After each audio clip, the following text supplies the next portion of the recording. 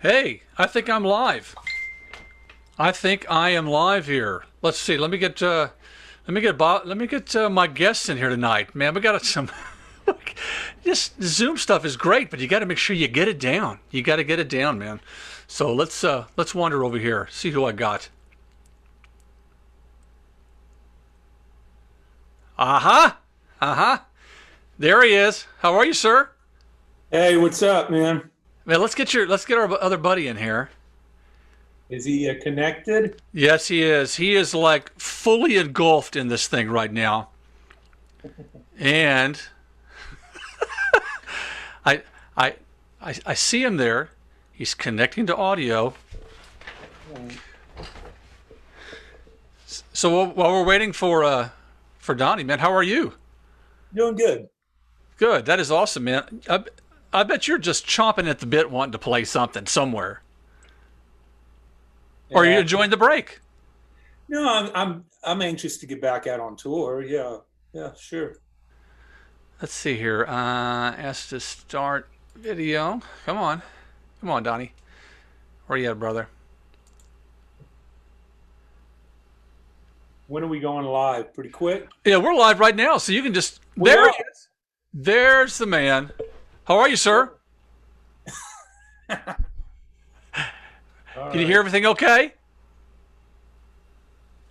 I don't hear DVS. I don't either. Let's see here. Name. He's. Do you have your audio? He's. I see it says it's connect. He's trying to connect to audio. There we go. Yeah. And now let me. Are you muted, brother? Ask to unmute. And Can you hear me? yeah, there you Oh, go. what's up, DVS? How you doing, Bobby? What's up, Bruce? Hey, I'm doing good. How are you? Man, great to have you guys. And I was trying to, I knew you'd have the goatee with the tail there, but I was trying to guess what Donnie was going to have, whether he was going to have a hat or a helmet or the headband, and we're good to go. I'm doing real hair tonight just for you, and I got Oh, oh my gosh. I cut off the real long one, so I got the mini one. It's half the size of Bobby's. Oh That's my what all, gosh. that's what all the girls say, but That's what they say. Oh, Well, I'm telling you. Okay, so how long have you guys known each other? wow, it's been a while, huh? Were you there before music at any time, or did music yeah. kind of? We were kind Music. of there. I played with his brother for a while, Ronnie, and Yes. Okay. in the Slayer band years ago, and we used to rehearse over at the Jarzombek Ranch over there, and Bobby would be rehearsing drums and stuff like that. So we kind of knew each other from there, and the Juggernaut days, and even before that, they were in Tarot and some of the early stuff. But kind of knew Bobby. That's where I got to know him, because of his brother, basically. And Okay. Probably I would have been remember how many years it's been. 83, maybe? I'm trying to Uh, guess right now. Maybe it was 1983. Well, that's been a while because y'all are still youngsters, just like me. I'm. yeah. As a matter of fact, Bobby, you're a year younger than I am. So hey, Oh, so cool. we're still looking. We're all looking good, man, for our age. Hell I'm yeah. hoping. So to say, legends. I don't even put legends in this thing. I like the term that a gentleman put down: San Antonio metal royalty. Wow. Yeah. I like that. I think you guys play with legends. Halford and all those guys, and Riot, obviously. But you guys are, I think, royalty to San Antonio. Thanks, Well, man. I think, I mean, we do both have a long history of playing music in this town and being active and always being out there recording records, touring. I think that's an important thing as a musician, and doing it as many years as we have. It's funny when you think about your career as a musician, and then you think about a certain year, way back or whatever, and it says, "Yeah, I was doing this back then. I was doing that," and sometimes it feels like such a long time ago. But I mean, just over time, you develop this catalog, and there's periods in your life where you have all these different things you do, and then when you look back on them, it's like, yeah, I guess I did a lot of stuff, or I don't know if I would call it royalty, but Well, take it when it comes, man. That's kind of like our hair. One of these days it may be gone, so we're going to enjoy it as long as we can. no, mine's okay. Yeah. So, Donnie, I mean, you've got stuff going back with Rhett and Narita, S.A. Slayer, obviously, and you have your signature look up there, and you're cool, dude. You look cool, man. And I'm a bass player myself, so I'm very partial to bass players. And Yeah, Bobby. and having you two on tonight is an awesome. The drummer and the bass player, I think, are the backbone to the whole thing. Sure. I mean, and you guys are always in sync, and that's the sign of a true team. And you guys make an awesome team. Thank you, man. So there's no doubt. Bobby's, we had a certain chemistry, like, when he came into Riot and stuff, and, it just clicked, the way the bass was running along with the drums. So I knew he was one of the perfect choices for the band because, like you said, when I first joined, I'd been working with Mark, writing some stuff for Born in America as well. And then when I joined with Rhett in the band, to make a long story short, when we ended the rock and roll Riot and headed back to New York to make the Thundersteel, the power metal Riot, we needed some people because at the time Sandy Slavin wasn't going to come, and then Rhett was doing stuff. So we went up there, and that's when we found Tony Moore, and then Bobby. Right. I knew him from Ronnie, and hearing him with Juggernaut and various stuff, and just listened to him. I said, this guy's a monster. So I remember when we were looking for drummers, we had a guy playing a few tracks because Bobby was recording. I think you were doing Juggernaut then, or you were doing something at the time, I think. But Yeah, a couple of things. yeah, and then so when he came in, the Riot management in New York, they were like, well, have him send a picture and a demo tape and this and that. And I was just kind of like, no, just fly him up, on the line, seriously. And then he came up and played, and they were just like, this guy's a beast, the zombie. That's his nickname. Yeah, he is. He's incredible. You can tell the difference from the 4 tracks. Mark Edwards was the guy's name. He was in Steeler.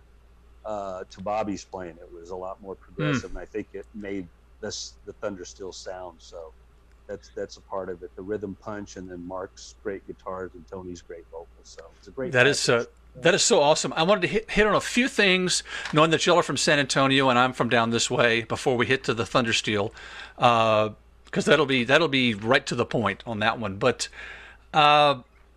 you guys support each other in whatever other bands you play in. You'll go out to see a live show, and I know that recently Bobby was playing with Robert at Thirsty Horse, and you went out to give a visit. So how does the scenario work now? You walk, because I know Donnie has always got a nice iced drink with a straw in it whenever I see him. So what's your drink of choice, by the way? It's Don? If it's for me, it's probably not a drink glass with a straw. It's probably a shot glass. That's okay. Because usually DVS is doing a little bit of the DVS. There you go. The DVS tequila. Product placement, my friend. Yeah, and speaking of, I'm here. Cheers to you, man. Cheers to you, and Bobby. I know, Bobby. I saw you had something. Yeah. But no, I mean, we're friends. It just goes way back. We've been friends ever since, and I support what he did. Even when I left Riot, they continued on, and and he's flourished into one of the best drummers in rock and roll and heavy metal. I mean, if you get picked up by Robert Halford, I mean, you're no slouch. Yeah, you're no slouch. So, but through all the touring with him, with Sebastian Bach, and and the stuff he's been doing. Of course, he's in Fate's Warning now. Yeah. So just we talk to each other even when he's on the road, and when he's here.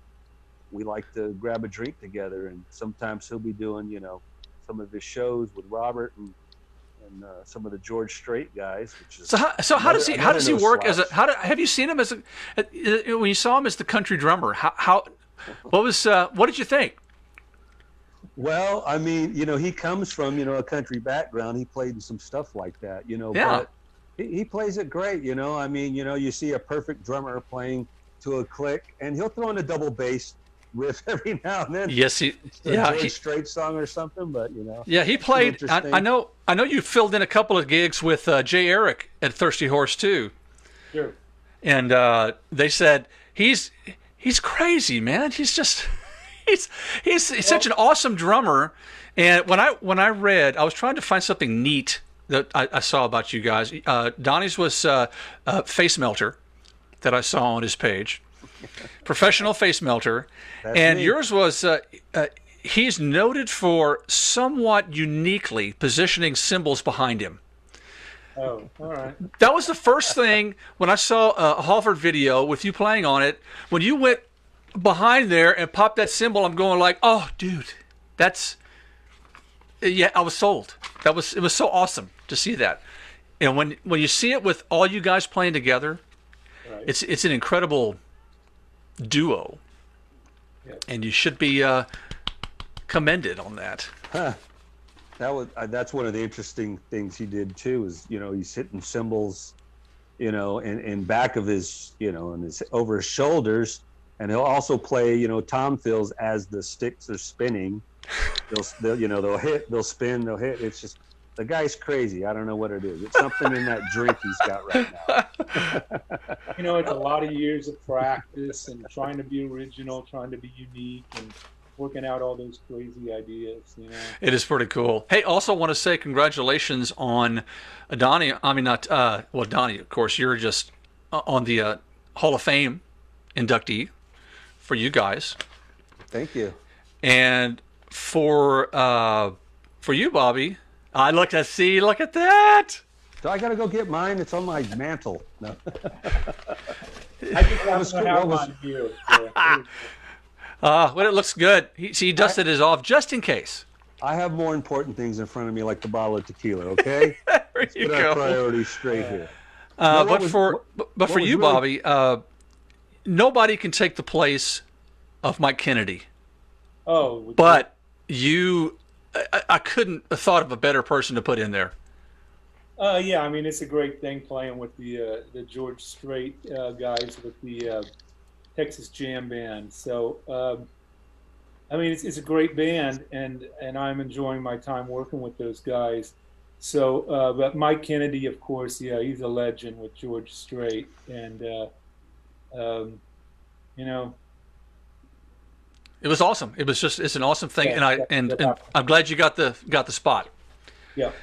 Almost ready to go to Thundersteel, but I just watched the documentary the other night. Oh my God. All three parts I did, All right. and I thought it was rather cool.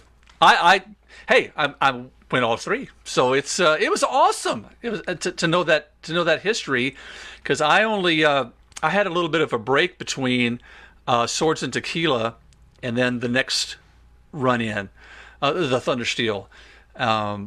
So it was a nice change seeing how everything came about, and that you guys came together at the same time for Thundersteel.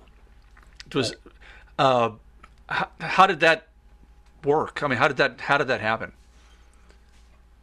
Well, as Don had mentioned, they were working on the stuff with in New York. Tony, Mark, and Don, and they worked on a couple of worked out some tunes with Mark Edwards, and recorded the 4 songs that were on Thundersteel.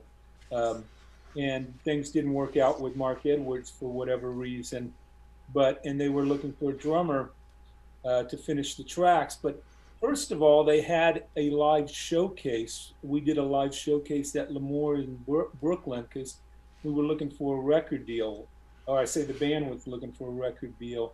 And so that's when they flew me up to New York. And I rehearsed with the guys. How long did we rehearse for those gigs, for that gig? We didn't rehearse very long, but I remember we used like Dawkins' crew and equipment or something. Remember all Yeah, that? yeah. Because Dawkins was up there and we had like a connection with them. And we had to, we were shopping for a couple labels. And that was when we were a four-piece, as the Thundersteel lineup was a four-piece. 87. Yeah. Yeah. I played guitar on a couple songs, which was strange because Tony Moore at the time, well, he plays bass. So like when we'd break into like Outlaw or, you know, one of those songs with, you know, two guitars, I would play the guitar and Tony would play bass. Wow, cool. So we had to do all that stuff. And we probably rehearsed, I don't know. Well, Yabo knows. I don't remember what it was. I think it's probably about 4 or 5 days, maybe, Yeah, maybe a week. It wasn't long. It wasn't long, but Headlining show, Brooklyn. L'Amour's and the world famous L'Amour's, and it was a cool show. It was great. Very cool. So go ahead, Bobby. What? We got it. We did the show, and I remember playing the show, and it went over great. But then I remember it was kind of like, well, what do we do now? And they were like, well, we have tunes that we had worked out. We played, you know, some of the classic older Riot stuff, but we had a couple of additional tunes with Thundersteel wasn't recorded yet. I hadn't recorded with the guys yet, and Flight of the Warrior, Johnny's Back, none of those songs were recorded yet. So we waited a couple of days, and then we kind of worked stuff out in Mark's bedroom, just on paper and just with guitars. And then we went into rehearsal for 3 or 4 days, and we worked out the songs, tightened them up because we were playing a couple of those for the gig in L'Amour's, but we tightened up Johnny's Back, Flight of the Warrior, Buried Alive, and Run for Your Life, and the 5 other songs.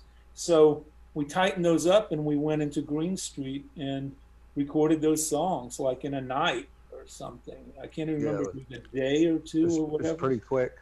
Yeah, you guys are overqualified to be able to get this done in a snap. So it's crazy when you think about it, because, you know, like what you were talking about earlier, asking Don about our relationship. I had never I knew Don, and we knew each other from my brother and him playing in S.A. Slayer and me playing in Juggernaut, but we had never worked together as bass players, like not in the same room with, you know, with a bass and drums. Right. So it was like we went from rehearsals for the live gig, and then a couple of rehearsals to tighten up the material, right into tracking Thundersteel, and that was it. I mean, it was, you know, it was that quick, really. And that's some heavy stuff on Thundersteel. It's great. Both your feet are going like crazy, and I know you're picking like a madman. Yeah. So do you pick finger or both? I do both. It depends on what the song is, you know, the feel of it. But when you're playing stuff as rapid as, you know, Flight of the Warrior and stuff like that, you know, you got to use a pick, I guess. I use a pick for stuff like that. Stuff like Crimson Storm, you know, you could actually use your fingers and stuff. But, you know, it's just what we tried to do on Thundersteel, you know, is keep the flavor of Riot, but, you know, heavy it up a little bit because, you know, obviously it was a change from the Guy and Rhett era. You know? Right. So when we got Tony and Bobby, we wanted to move in that kind of direction, and so we were writing the more aggressive music. And Mark was moving forward. He was like, you know, at the time, he wanted to keep up with, you know, the Judas Priests, the Iron Maidens. We needed to come up, you know, and basically, you know, move forward a little bit. So basically, Thundersteel was like a Fire Down Under on steroids. Oh yeah, it's awesome. Still, the melodies have always been great. Even though the music got a little quicker and more diverse. Okay, it's awesome. I love it.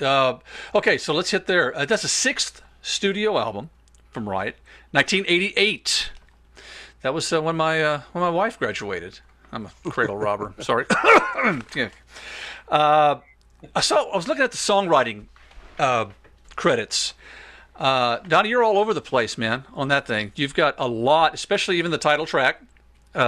Let's see, I'm making a note here. You and Mark with Thundersteel, right? And Fight or Fall. Looks like that was on your own. Yeah. Okay, and there's more of that. But I like also that Bobby, you're credited on Buried Alive.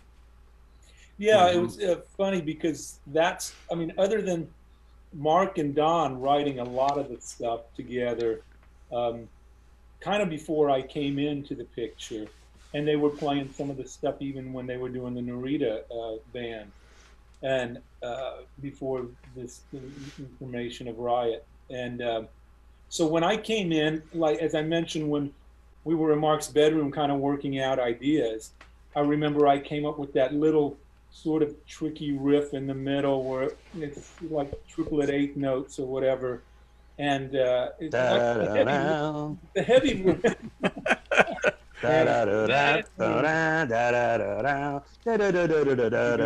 That one. Yeah, I was like, let's do triplet. You know, like I was kind of came up with the little. They had the riff, of course, but I had that little twist on it, and so I was thinking that that would be kind of cool. So I mean, that was my contribution to that. It was a little small thing, but it makes it a huge difference. Yeah, yeah, yeah. Well, little things the band members do. Sometimes you don't get credit, but you know, it depends on how you want to do it up. Like on Immortal Soul, when we did the comeback, we said everybody puts in their 2 cents to make the song sound like it is.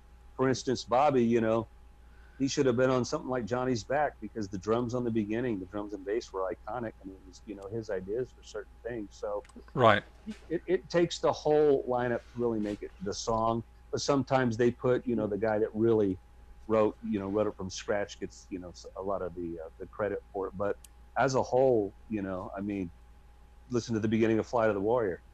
You know, I mean, come on, you can't tell me that the drums don't have a lot to do with that song either. You know. Oh yeah. So, you know, it's a conglomerate, just the way they put it together sometimes, you know, they'll give me the credit. But like Bobby said, a lot of the stuff was written in Narita, you know, like Thundersteel, Fighter Fall. So I did probably write 80% of the record, but Mark's always in there. Me and Mark wrote Thundersteel. I wrote, like you said, Fighter Fall. We both wrote Flight of the Warrior. I wrote On Wings of Eagles. We both wrote Crimson Storm. So, you know, I always had a flair for writing music with Mark, and you know, that's why, you know, and to this date, when I'm continuing on, I do 80% of the writing, and I channel what Mark taught me as well. And that's good. So, you know, by watching that documentary, Mark, was he like a perfectionist, very anal in his craft, to say? I don't think he was. I mean, Mark, to me, he's a great songwriter. I mean, if you take a song like Flight of the Warrior, when we were just mentioning that song, that's a song that Don comes up with all the riffs, the heavy riffs. And I remember Mark sitting on the bed and going, shining, you know, like he had all those, he had the chords and he had the melodies. Yep. And that was Mark's strength. You know, he was, you know, from the Beatles and a lot of his earlier influences. Mark definitely had the melodies, like Bobby's saying, and what would Mark tell me all the time? Like, we'd be sitting on the bed, he'd be like, Don, just do one of your crazy riffs, your wild banshee riffs, remember? And that's basically what it was. I'd make a wild banshee riff, and he'd make the melody and the more simple chord progressions. And Tony, actually, on a lot of that stuff, Tony came up with some great stuff too, you know? Yeah. Great singer. You know, he had some great melody ideas as well as great lyrics, you know? The lyrics, he wrote a lot of really cool lyrics. And the one cool thing about Tony Moore, I think what set him apart vocally, is he had a lot of the blues chops within him and a lot of swagger in his voice. And he could sound like Jeff Tate and Paul Rogers, you know. So. Yeah, he was incredible vocals as well. You guys have linked up with the best. That is for sure. Hey, I just wanted to thank you guys for having some intelligent musical conversation with me tonight. It was an honor to have you guys. So we're going to be doing side one. Cheers. You know, I just had mine, and now I'm without here. So have one for me. Oh, I know you will. And we're going to do I'm going to do a little bonus track on the thing tonight. I'm going to do Buried Alive just because y'all are all on there, and that's I think that's so cool. So, and because it's my station and I can play what I want, so it doesn't matter. A couple of things. I want to try to get as much of y'all's music from other projects as I can and play it. And I play Juggernaut and Watchtower and